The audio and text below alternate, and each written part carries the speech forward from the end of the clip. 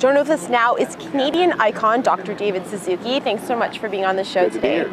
Now, you've had an incredible journey, and your passion for climate change and the environment has impacted Canada and the world. What led you to this lifelong commitment? Well, I guess it all started because I was very fortunate. My father, although my parents were children of immigrants, and usually immigrants are concerned with, security and getting a house and establishing a place and not really very interested in their surroundings. My dad loved camping and gardening and fishing. So my earliest memories from childhood were just going camping with my dad. And that developed a deep love of nature for me.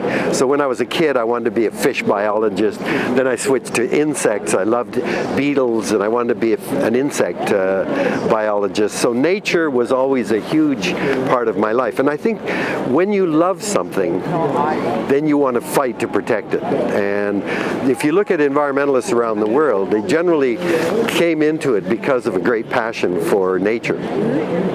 Now, you speak a lot about the corporate agenda. What exactly did you mean by this? Well, the corporate agenda is driven, of course, by the need to make money. The problem is the economic system within which they operate is not connected to the real world. So that, for example, air, which gives life to everything on the planet, is regarded as so abundant and big that we can use it to dump our chemicals into it and not worry about it, and we don't want to pay any money to do that because it's regarded as free.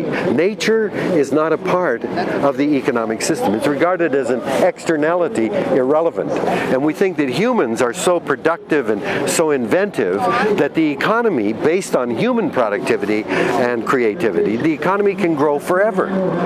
Well, that doesn't make sense. We live within a very thin layer around the planet called the biosphere. That's a zone of air, water, and land where all living things exist. If you reduce the Earth to the size of a basketball, the biosphere would be thinner than a layer of saran wrap wrapped around it. And that's it. That's the home to all of the species on the planet. And we've filled it up with too much carbon, too much pesticides, too much chemicals. We've filled that thin layer of saran wrap, and we think that we can keep the economy growing within that thin layer of saran wrap forever. Well, that's crazy. It's suicidal. Do you think our conservative government is doing enough in terms of the Clean Air Act? The federal government, it seems to me, is willfully blind on the issue of climate change. We have not heard any statement from the government that this is an urgent issue.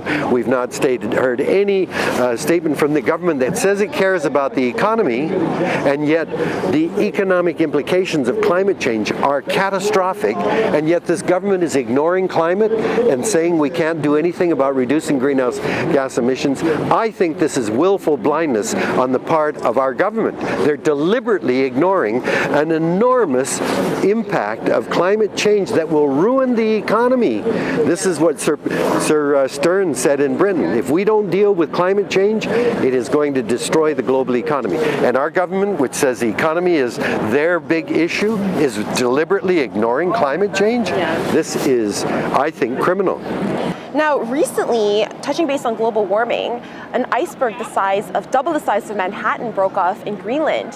What are the repercussions of this, and what does this mean for our environment? Well, any of the ice that is above the water that melts and goes into the ocean will raise the level of the ocean, right? And it's hard to imagine how big the ice sheets in Greenland and Antarctica are. But if all of the ice sheets in Greenland and Antarctica melt or slide into the oceans will rise by something like 15 meters. That's how huge these ice sheets are. As it is, when water warms, it expands. So just from the warming that's already going on, the oceans are rising. Canada has the longest marine coastline of any country in the world. The impact of sea level rise is going to impact Canada enormously. So again, it doesn't make sense to me that a government that we elect to lead us into the future is ignoring the consequences of sea level rise from all of the warming as well as the ice sliding into the oceans. What do you think the government's not telling us about what's happening in our environment right now?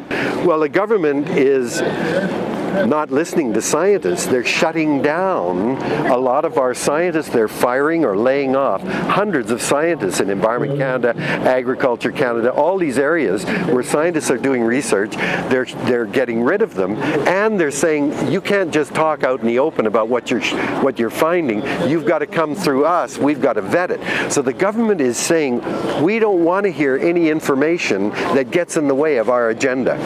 If we don't listen to the best science, how the hell are we going to have an agenda that makes any kind of sense? Again, there seems to be a deliberate blindness. They don't want to have facts or information, and then they will deal with the problems we face ideologically. Why do you think this is happening when it's such an important issue? You have to go and ask them. I have no idea why this is happening.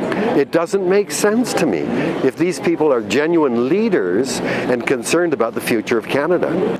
What do you think that governments, corporations, and individuals can do now to protect our environment? Well, there are, of course, many things that can be done at all levels, in corporations especially, and by individuals, to become more efficient. That is, we consume less, use less energy by insulating our homes and plugging the holes. I mean, there are lots of things, but if all 35 million Canadians did the 10 most effective things that my foundation has got 10 best things that you can do. Even if we all did these 10 things, yes, it would have an enormous reduction in our impact on the environment, but it's not going to get us off the destructive path we're on.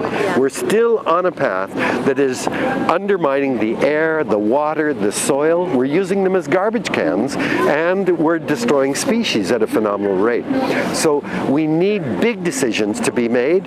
Corporations, their sole purpose for existing, even though they may do all kinds of good things for us, their role in our society is to make money. And that's got to be somehow curbed, because how much is enough? You know, keep profiting. Here we have the fossil fuel industry that has never been more profitable than it is now. And yet we're subsidizing them to the tune of about $1.5 billion a year. And then we say we can't afford to have public transit or all of the other good things that we need. So we need decisions made at the level of government that will curb the excesses of the corporate agenda, that will get us onto a different path.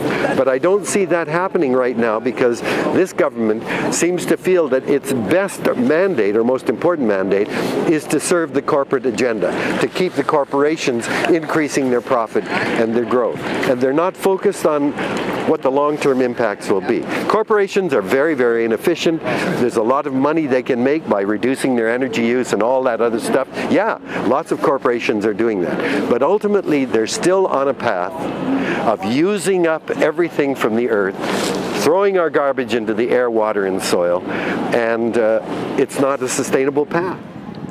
As well as being an environmentalist, you're also a geneticist. Recently there was a link between autism and antibiotics in infants. What do you have to say about that? Well, there are all kinds of reports of maybe there's this. We did a story in which was very interesting, that in Somalia, the rate of autism is very low.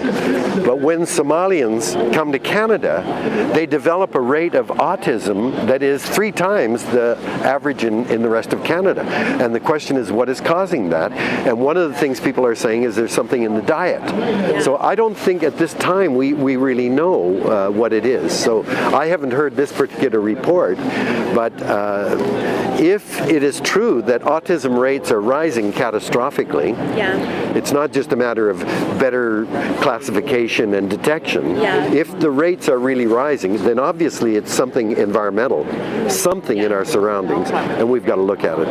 Now, our show is all about inspiring the new generation. What advice do you have for people trying to make it in the industry or have big goals and dreams but don't know how to get started? Well, I have a lot of young people that come to me and say, I'm worried about the environment. I want to do something to save the planet. And my first answer is, don't worry about the planet. The planet will do fine with or without us. But my second part of my answer is, follow your heart. Follow your passion. What do you want? You see, environmentalism is not a specialty or an area or a discipline. Environmentalism is about seeing our place in the world, seeing that we are a part of a much bigger system, that we depend on the air, the water, and the soil. Once you see that, then we're going to need teachers and garage mechanics and plumbers and carpenters and doctors. Everybody has to see the world that way. And then we change whatever our passion is, we change it to be more sustainable. So to young people, I say, follow what you love, but understand that what you do fits within a bigger world. I prefer to call it Mother Earth, that cares for us and keeps us healthy. So we've got to care for Mother Earth as well. Did you ever dream one day you'd be called a global leader? No, I never did. And at my age now, you know, the one thing, when you look at me, you cannot accuse me of wanting more fame or power or money. I mean, I'm 76 years old. I'm in the last part of my life. And so, but that, it seems to me, you have to accept, my only reason for speaking out and caring is my grandchildren, who are everything to me. And I have no other hidden agenda. I'm not trying to ruin the economy, get rid of this government. I am just saying my passion, my concern and commitment is for my grandchildren and the kind of world that we're going to leave for them. And fame and money and all that stuff it was never a part of what I sought. It's been an amazing thing to me, but that's the way our world is, I guess. Well, it's been an absolute pleasure and honor. Thanks for Thank having you so me. much for having us. Thanks for having me. Very great, thank you.